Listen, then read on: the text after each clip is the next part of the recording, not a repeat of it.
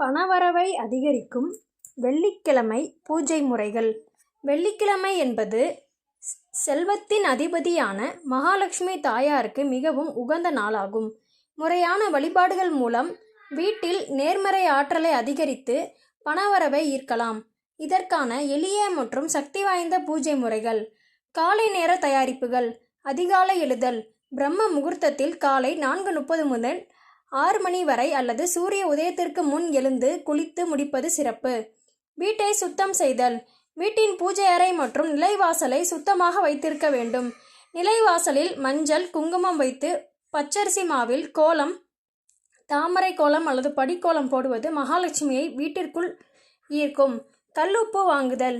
வெள்ளிக்கிழமை காலை 6 மணி முதல் 7 மணிக்குள் சுக்கிரஹோரையில் கல்லுப்பு வாங்குவது வீட்டில் செல்வத்தை பெருக்கும் ஒரு முக்கிய முறையாக கருதப்படுகிறது.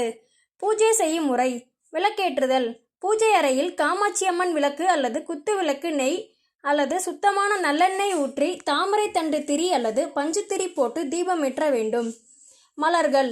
மகாலட்சுமிக்கு மிகவும் பிடித்தமான தாமரை, மல்லிகை, முல்லை, தாளம்பூ அல்லது வாசனை மிகுந்த மலர்களால் அலங்கரிக்க வேண்டும். நெய்வேத்தியம்.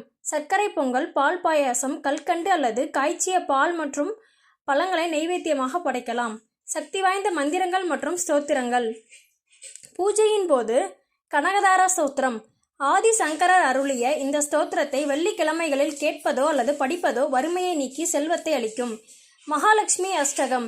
இதனை நெய்விளக்கேற்றி பாராயணம் செய்வது மிகவும் சிறப்பு. எளிய மந்திரம். ஓம் ஸ்ரீ மகாலட்சுமியே நமக என்ற மூல மந்திரத்தை 108 முறை ஜபிக்கலாம். பணவரவை ஈர்க்கும் சிறப்பு பரிகாரங்கள். கல்லுப்பு மற்றும் பச்சை கற்பூரம். ஒரு சிறிய கண்ணாடி கிண்ணத்தில் சிறிது கல்லுப்பு, 2 கிராம்பு, ஏலக்காய் மற்றும் பச்சை கற்பூரம் சேர்த்து பூஜை அறையில் வைப்பது பணவரவை அதிகரிக்கும் நேர்மறை அதிர்வலையை உருவாக்கும். வாரம் ஒரு முறை இதனை மாற்றி ஓடும் நீரில் அல்லது செடிகளில் போட்டுவிட வேண்டும். சுமங்கலிக்கு மரியாதை. வெள்ளிக்கிழமைகளில் வீட்டிற்கு வரும் சுமங்கலி பெண்களுக்கு மஞ்சள், குங்குமம், வெற்றிலைப்பாக்கு, பூ மற்றும் தட்சிணை கொடுப்பது லட்சுமி கடாசத்தை நிலைநிறுத்தும்.